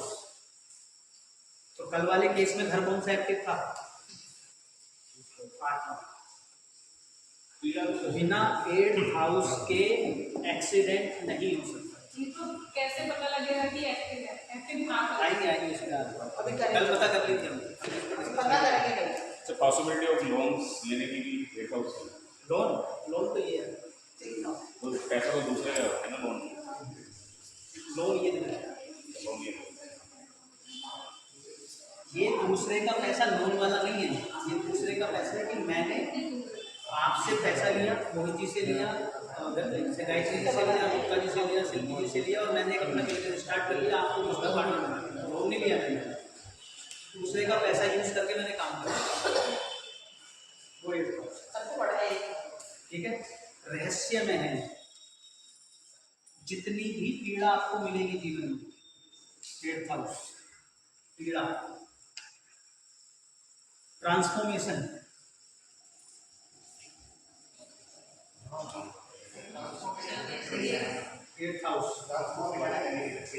Transformation किसी भी तरीके से किसी भी तरह की। पहले कुछ थे, बाद में कुछ हो गया।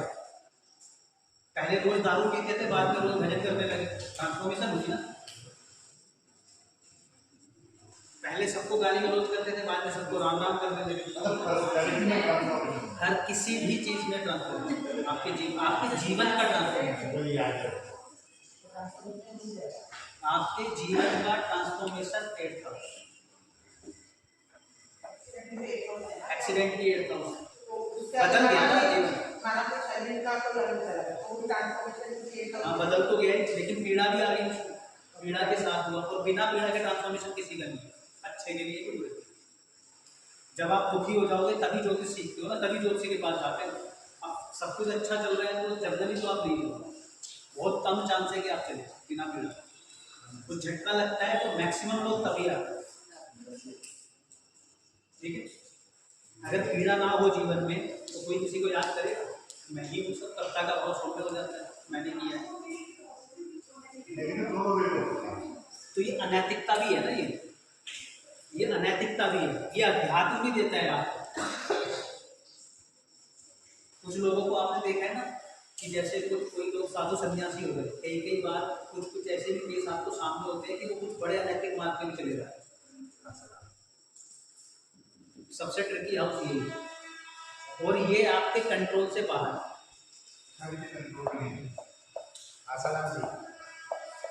हाँ, अगर वो ठीक है तो अगर ठीक है तो मतलब क्योंकि बहुत कुछ तो ऐसे ही चलता है ना जो फर्जी होता है, क्योंकि पॉलिटिकल इन्फ्लुएंस उसमें इन्वॉल्व हो जाता है। बाबा रामदेव जी, हैं? बाबा रामदेव कोई भी मतलब उसमें मैं पर्सनली, क्योंकि किसी का मैंने देखा नहीं तो मैं किसी का कमेंट नहीं कर सकता, लेकिन जो भी ऐसा गया तो वो यहाँ से होता है। अब देखो इनके पास अगर आप देखोगे तो धन क्या है, वो चंदा जो आ रहा है वो दूसरे का पैसा वो कमाया थोड़ी ना जा रहा है, आ रहा है ना। तो ये अब जैसे शिल्पी जी RSS के लिए चंदा इकट्ठा कर रही है, पैसा इकट्ठा कर रही है, तो कहाँ से हो रहा है? यहीं से हो रहा है, वो 8,000 से दूसरों का पैसा जो आ रहा है। पर कोई इनकम तो नहीं। इनकम की बात थोड़ी कर रहे हो, दूसरों के पैसे की बात कर रहे हैं। अच्छा, अभी आप पर्पस क्या है उसको छोड़ो। अब मान लो अब जितने जैसे कोई भी साधु सन्यासी कोई प्रवचन दे रहा है, लोग को पैसा चढ़ा रहे हैं, तो वो उसको डायरेक्टली आप अर्न इनकम थोड़ी ना बोल दोगे, क्योंकि उसको तो कंट्रोल भी नहीं कि जिसका जितना मन आ रहा है वो कर रहा है।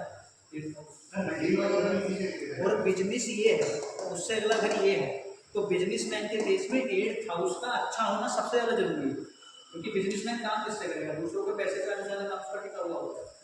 और बिजनेस मतलब दूसरा घर जब भी आएगा ना, किसी भी घर से दूसरा घर, वो उसको एक्यूमुलेट करता है। मेरे धन को ये एक्यूमुलेट कर रहा था ना, यहाँ इकट्ठा कर रहा है, तो इसका एक्सपेंशन कहाँ पर है? यहाँ पर 7वें घर का एक्सपेंशन कहाँ पर है? 8वें घर में।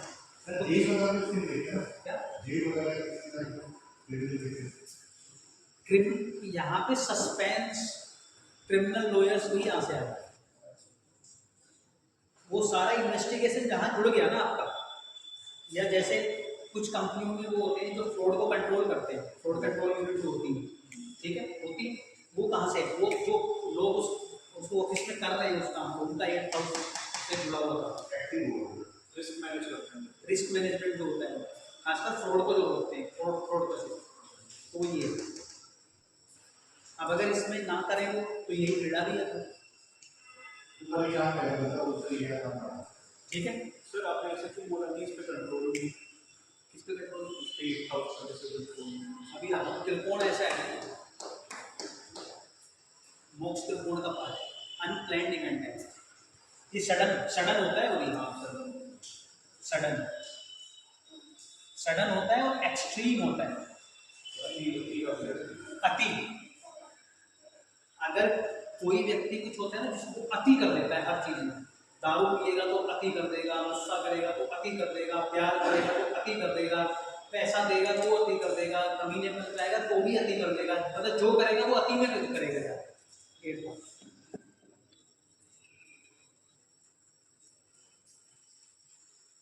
ठीक है। अब 8th हाउस से आपकी अगर एक्सीडेंट है, सर्जरी है, तो आप सर्जन भी तो हो सकते हो ना, आप साइंटिस्ट भी हो सकते हो, आप अच्छे ज्योतिषी भी हो सकते हो, और आप अच्छे घूसखोर भी हो सकते हो। तो सामने वाले को डोनेशन देना तो 8th हाउस एक्टिव हो जाएगा नहीं? चैरिटी अलग है, लेना अलग, देना अलग।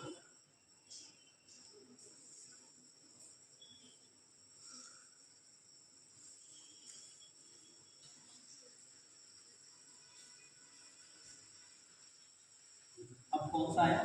9th house. ये अनैतिकता है, ये है धर्म, ये है नैतिकता,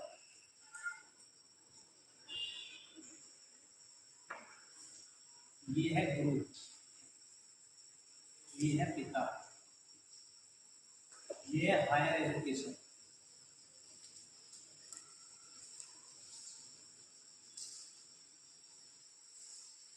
ये है आपकी धार्मिक यात्रा। तो हम यहाँ पे आए हैं तो हमने शॉर्ट डिस्टेंस ट्रेवल भी किया और हमने धार्मिक यात्रा भी की।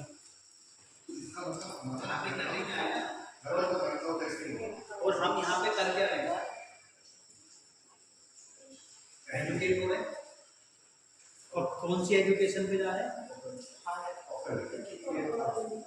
अब जब कुंडलियाँ लगाएंगे तब इनके कुछ कुछ कॉम्बिनेशन आपको मिल जाएंगे।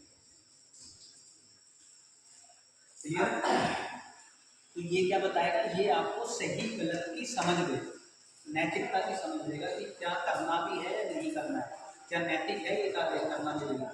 ये बताएगा।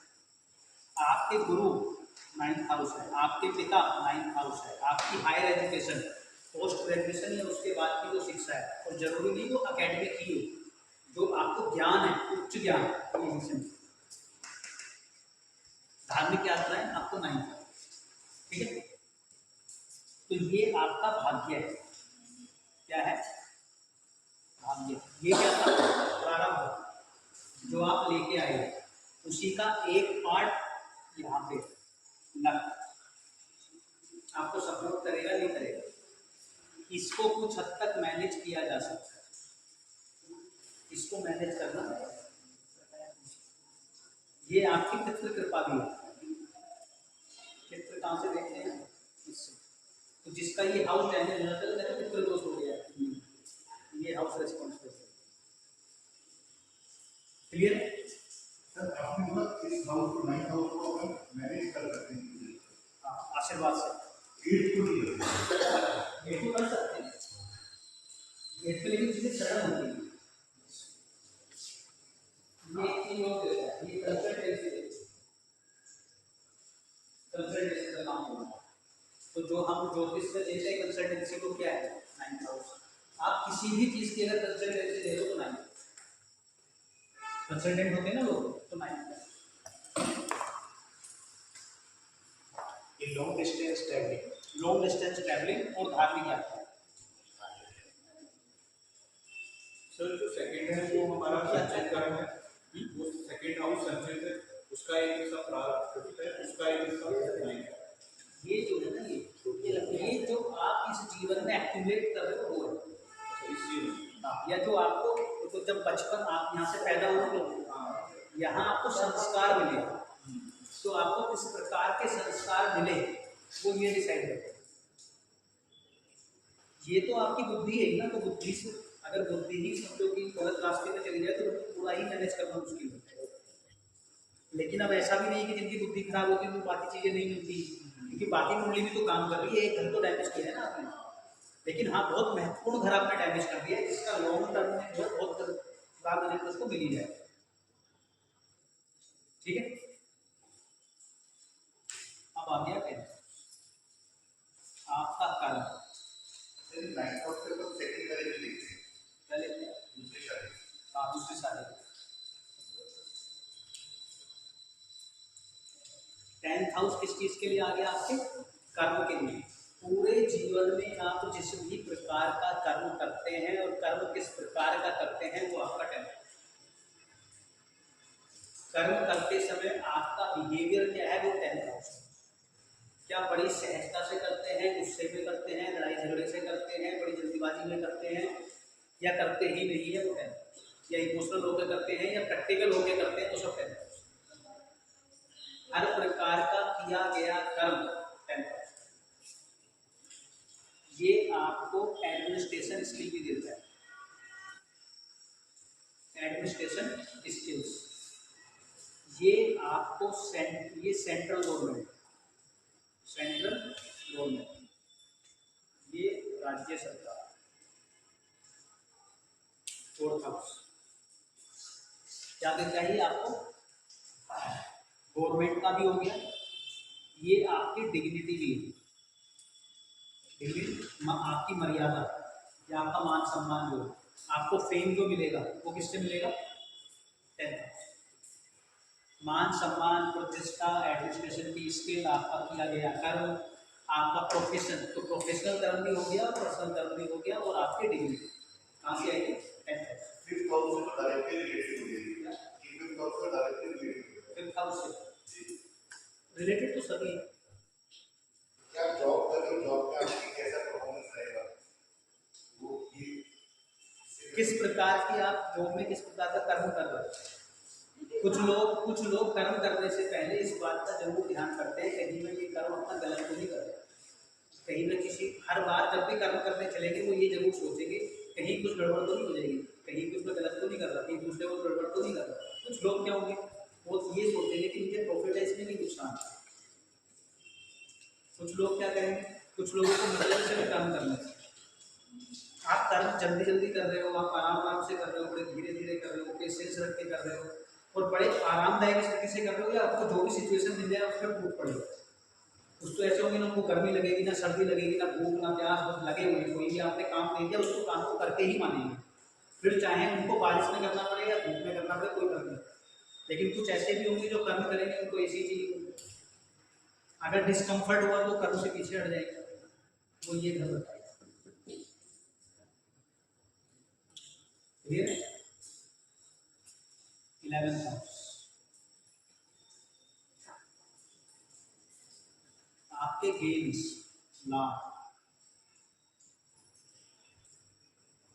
आपकी इच्छाएं, आपकी मित्र मंडली यानी कि आपकी संगत, आपको किस प्रकार के मित्र मिलेंगे, क्या आपको लाभ होंगे, वो आपको कौन बताएगा? 11वां। आपकी एनजीओ या कॉर्पोरेट सोसाइटी, 11वां। सामाजिकता यानी कि आप कितने लोग से समाज से जुड़े हुए हैं, आपका कितना सोशल सर्कल हो, 11वां। किस प्रकार का है? 11वां। इच्छाएं, सबसे रिस्की यही है, इच्छाओं के चलते सारे काम होते हैं। इच्छा के बिना कुछ हो सकता है? कोई तीव्र इच्छा हुई किसी चीज को पाने की, यहीं से नहीं करती है। फिर उसके बाद नैतिक होगा, बाकी चीजें डिसाइडिंग। क्लियर है? तो इनकम यहीं से होगी, लाभ यहीं से होंगे, मित्र यहीं से मिलेंगे, बड़ा भाई बहन भी यहीं से मिलेगा। ये छोटे भाई बहन भी इनकम से इनकम लेके थे, ये बढ़ेगा। ठीक है, लोगों से कनेक्ट और किस प्रकार आप कनेक्ट होते हो, वो ये होता है सामाजिक संपर्क होता है। ठीक है, बार मतलब सब कुछ मिल गया ना, आप मिले, परिवार मिला, मेहनत करी, घर मिला, माता मिली, बुद्धि मिली, बच्चे मिले, प्यार मिला, ऋण रोग शत्रु मिले, पत्नी मिली, धन दूसरे का धन मिला, कुछ नैतिक हुआ, कुछ अनैतिक हुआ, गुरु मिले, पिता मिले, कर्म किया, इच्छाएं हुई, इच्छा पूर्ति हुई, तो यहाँ से क्या मिलेगा?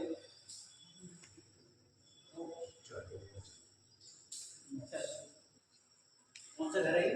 मुक्ति होगी, मृत्यु नहीं है ये, मुक्ति है ये। मृत्यु में और मुक्ति में बहुत अंतर है। एंड में जाते जाते भी आप लगे हुए प्रॉफिट लॉस में और बैलेंस शीट देखने में, अरे अभी ये नहीं हुआ, अभी वो नहीं हुआ, अभी ये नहीं हुआ, आप इच्छाएं लेके आप मर रहे हो, तो मुक्त नहीं हुआ। मृत्यु आयु ये है, जो मारक हाउस होते हैं वो ये वाला और ये वाला। तो ये क्या है? मोक्ष। ये है चैरिटी। वत्सल जी ने कहा था हमने किसी को पैसा दिया तो वो क्या है? वो है चैरिटी, दान, जो आप दूसरे को है। क्या है? चैरिटी। जेल, कौन पूछ रहा था? हॉस्पिटलाइजेशन,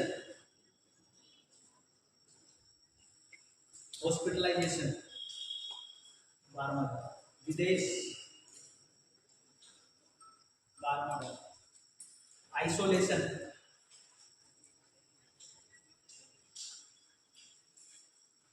अकेलापन, आइसोलेशन। डिसअपॉइंटमेंट, कर्म का फल है। डिसअपॉइंटमेंट, दुख, पीड़ा की, आपका बदलाव, बदल जाना चाहिए होगा। 12वां। ठीक है, योग, 12वां। क्या क्या मिला? चैरिटी मिली, जेल मिला, हॉस्पिटल मिला, आइसोलेशन मिला, डिसअपॉइंटमेंट मिले, दुख मिला, बदलाव हुआ, योग मिला, विदेश में। अगर हॉस्पिटल में एडमिट हो रहा है, आज हमारा तो आपका फैक्ट्री हुआ है, तो डैमेज हुई। लंबी दूरी की यात्रा जो है, आपका बेडरूम, आपका क्या है ये? बेडरूम। ये तो घर है, ये पूरा घर है, ये बेडरूम, जो आपका असाइंड बेडरूम है वो ये बेडरूम भी है, बेड प्लेजर भी है। सैया सुख, बेड प्लेजर, 12वां। व्यय, खर्च, 12वां। जो भी खर्चे हो रहे हैं वो बाद में, जो चैरिटी होगी वो बाद में। खर्च करो या चैरिटी करो वो आपको करते हैं। ठीक है। और विदेश का मतलब ये डायरेक्ट विदेश नहीं होता। इंडिया का मतलब, अगर आप इंडिया में रह रहे हो तो विदेश जरूरी नहीं है कि उसका मतलब यही हो कि आप दूसरी कंट्री में चले जाए। विदेश को कहा जाता है जहाँ पे हवा पानी बदल जाए, हवा पानी बदल गया, खान पीन बदल गया, बोलना चालना बदल गया। जो लोग होते हैं ना अपना हवा पानी बदल, खान पान बदल। तो अगर आप दिल्ली में रहते हो और आप गुजरात में चले गए तो क्या बता? सब कुछ बदल गया, खाना पीना, रहना सहना, बोलने चालने का सिर्फ फौरन ही नहीं, फौरन है। लेकिन ये भी आपके लिए, जो दिल्ली एनसीआर का व्यक्ति है अगर वो साउथ में चला जाएगा उसके लिए वो भी फौरन है। ठीक, सिर्फ स्टेट में मत बांधो, क्योंकि दिल्ली एनसीआर में तो सब एक से ही दिखते हैं। अगर आप वहाँ पे रहते हो, करनाल उधर अपना सोनीपत या पानीपत में रहो और उसके एकदम लगते हुए दिल्ली में रहो तो आपको पता ही नहीं चलेगा कहाँ पे रह रहे हो। आप गुड़गांव में रहो, द्वारिका में रह लो, बिल्कुल लगते हुए कापासेड़ा में, तो आप कैसे बदलोगे कि भाई ये दिल्ली का है और ये हरियाणा का? क्योंकि सेम खाना बोल चाल है, सब कुछ सेम। जहाँ पे हवा पानी खान पीन सब आपकी बोल चाल बदल, वो आपके लिए विदेश। क्योंकि वहाँ जाके क्या होगा? वहाँ जाके आप आइसोलेट भी तो होगे। विदेश में जाना जेल से कम थोड़ी ना है। अकेले हो जाओगे वहाँ जाकर, सब छूट जाएगा आपका, बाकी सारी चीज़ें ये भी छूट जाएगा, ज्ञान वगैरह मोक्ष मिल जाएगा। तो सर कुछ लोग बाहर जाके एंजॉय करते हैं, अच्छा काम करते हैं, तो वो पॉजिटिवली एक्टिवेट है, और अगर आइसोलेट में रहते हैं तो नेगेटिवली। वो अभी डिसाइड करेंगे ना कि किसको अच्छा लगेगा, किसको खराब लगेगा, किसको अच्छा लगेगा और किसको खराब लगेगा, वो भी कर हो गया बारे का। तो सर दुख और पीड़ा में क्या अंतर है?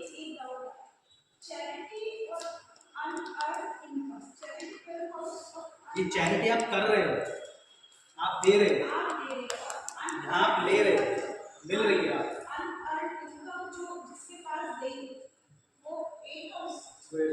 जो ले रहे हैं,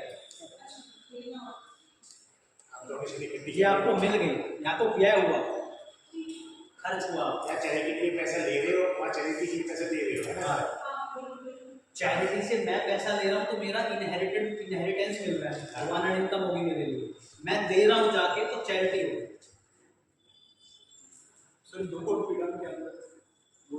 दुख ये सैडनेस वाला है, और ये एक्सट्रीम है, ये एक्सट्रीम है, जब आपको लगे कि बस आपको लटक ही जाना है, ये वो उस लेवल की पीड़ा है, कष्ट है, ये बहुत जबरदस्त वाले कष्ट। दुखी तो व्यक्ति वैसे भी हो सकता है ना, थोड़ा दुखी घूम रहा है, कुछ ना कुछ दुख उसको लगे रह रहा है, जिसको डिसअपॉइंटमेंट उसको मिलते जा रहा है, लेकिन ये एक्सट्रीम पे चला जाता है, फिर लगेगा कि नहीं अब कोई फायदा नहीं है। सर 9 वाला है 12 वाला एक्सपीरियंस, ये एक्सट्रीम है, 8th एक्सट्रीम लिखा है वहाँ पे एक्सट्रीम, इसलिए सर 8 सुसाइड का भी है हाँ सुसाइड करा देते हैं, क्योंकि एक्सट्रीम है ना, ये जो करेगा एक्सट्रीम पे करेगा। यहाँ तो ठीक है वो दुखी हो लेगा, डिप्रेस हो लेगा, कुछ हो लेगा, वो ठीक है, यहाँ पे तो वो सोचेगा कि अब कुछ नहीं बचा, जब कुछ नहीं बचा फिर दोबारा पूर्व जन्म आपका नया जन्म है, ट्रांसफॉर्मेशन, सारा नजरिया आपका बदल जाएगा, पूरा दृष्टिकोण आपको देखने का बदल जाएगा कि पहले मैं कैसे देखता था, अब मैं कैसे देखता हूँ पूरे जीवन में। क्लियर?